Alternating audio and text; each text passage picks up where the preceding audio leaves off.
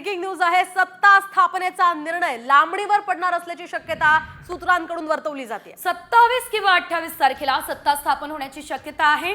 दरम्यान शिंदे फडणवीस आणि अजितदादा यांची दिल्लीमध्ये भेट बाकी आहे आणि त्यामुळेच या ठिकाणी सत्ता स्थापना लांबणीवर जाऊ शकते। 27 किंवा 28 तारखेला सत्ता स्थापनेची शक्यता आहे। मात्र 26 तारखेला आपण बघतोय विधानसभेचा कालावधी संपुष्टात येतोय, त्यामुळे 26 पर्यंत सत्ता स्थापन होणं आवश्यक आहे, अन्यथा राज्यामध्ये राष्ट्रपती राजवटीची शक्यता आहे।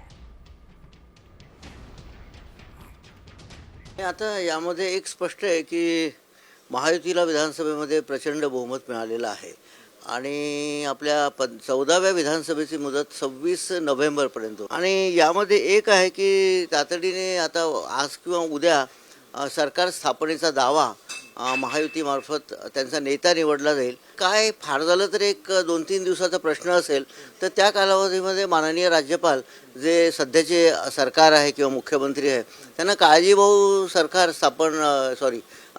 कारभार पाहण्याची अनुमती देतील।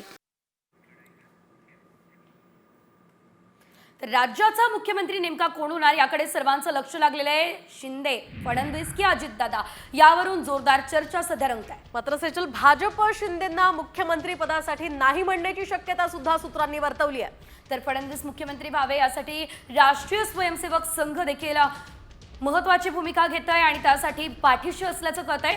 अजित पवार यांच्या आमदारांचा देखील फडणवीसांनाच पाठिंबा आहे आणि त्यामुळे महायुती सरकारचा मुख्यमंत्री नेमका कोण होणार या संदर्भात आता दिल्लीतनच निर्णय होण्याची माहिती आहे। तर दिल्लीमध्ये पंतप्रधान नरेंद्र मोदी आणि गृहमंत्री अमित शहा या नेत्यांकडूनच हा निर्णय घेतला जाईल अशी माहिती भाजपमधल्या एका ज्येष्ठ नेत्यानं दिली आहे।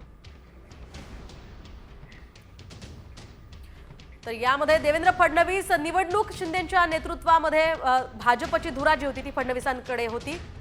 भाजप हा मोठा पक्ष आहे, मात्र विजयात एकनाथ शिंदेंचा हातभार देखील महत्त्वाचा आहे। दरम्यान भाजपचे जास्त आमदार असून सुद्धा शिंदे सरकारमध्ये फडणवीस उपमुख्यमंत्री झाले होते। तर शिंदेंनी 2.5 वर्ष राज्याची धुरा सांभाळली आणि उद्धव ठाकरेंच्या टीकेला आपल्या कामातून त्यांनी प्रत्युत्तर दिलं। दोघींची वैशिष्ट्ये आपण पाहतोय। भाजपचे 132 आमदार शिंदेंना मुख्यमंत्री केल्यास कार्यकर्ते आता अस्वस्थ होऊ शकतात। तर भाजपच्या 100 पेक्षा कमी जागा असतात तर शिंदेंना मुख्यमंत्री पद नाकारणं हे शक्य होतं। तर संघ आणि अजित पवार गटाच्या आमदारांचा सुद्धा फडणवीसांना पाठिंबा असल्याचं कळत आहे। तर मुख्यमंत्री पदावरून दूर केल्यास यशाची शिक्षा मिळाल्यासारखं होईल असं शिंदे सेनेचे आमदार म्हणत आहेत।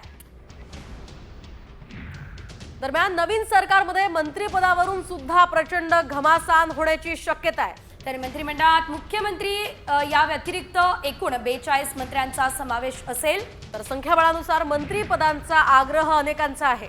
तर इच्छुकांची प्रचंड गर्दी आहे, एकेका जुला 3-3 दावेदार आहेत। त्यामुळे आता नेमकं मंत्री कोण होणार, कोणाच्या गळ्यात मंत्रिपदाची माळ पडणार।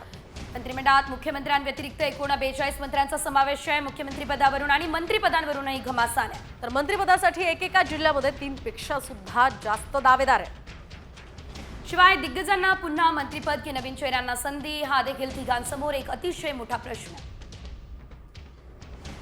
तर शिंदे सेनेच्या वेटिंगवरच्या आमदारांचा सुद्धा मंत्रिपदासाठी दबाव असल्याचं कळत आहे।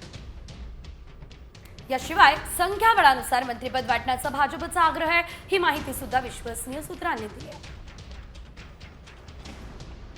तर भाजपला 25, शिंदे सेनेला 10 तर अजित पवार गटाला 8 मंत्रिपदं मिळू शकतात अशी शक्यता आहे। तर राज्यमंत्र्यांची संख्या 7 ते 8 असण्याची देखील शक्यता सध्या वर्तवली जाते।